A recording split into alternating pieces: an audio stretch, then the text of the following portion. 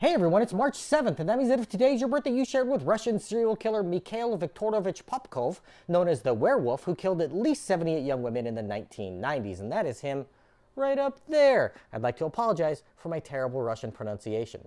Popkov was born in 1964 and was raised by an alcoholic and abusive mother, but not much else is known about his childhood.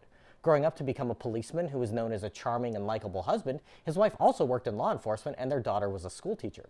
But beginning in 1992, he offered rides home in his patrol car to intoxicated women who were leaving bars. His uniform helped him earn their trust, and many freely jumped in his car.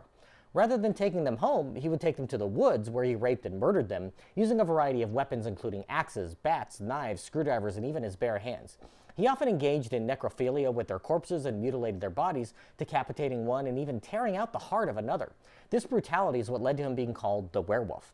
Some believe that his victims were selected because they reminded him of his mother, his hatred of her being one of the reasons he turned to murder.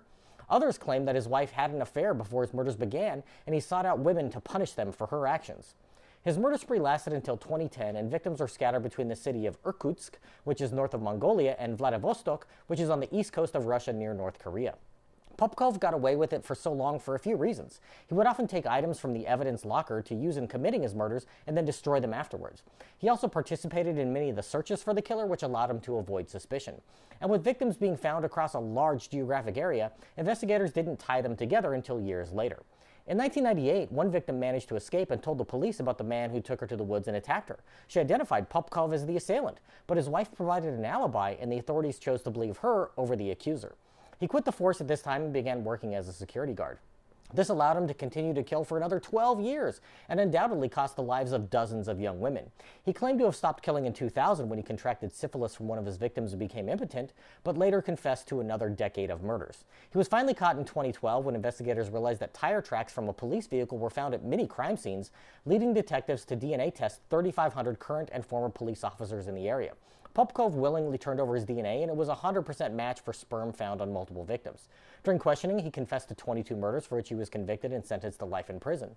2 years later, he confessed to another batch of crimes and was convicted of an additional 56 murders in 2018, for which he received a second life sentence. Popkov never apologized for his actions, instead saying that he was trying to rid the city of fallen women and that any society condemns the behavior of a debauched woman. Based on similarities of many unsolved murders to his known crimes, it is believed that he may be responsible for as many as 200 deaths in total, though we will likely never know for sure. If this is your birthday, I hope you have a great day. Leave me a comment so I can wish you a happy birthday. If you know someone whose birthday it is today, send them this video so they can find out all about their birthday twin. And to Mikhail Viktorovich Popkov, I say, happy birthday, you bastard.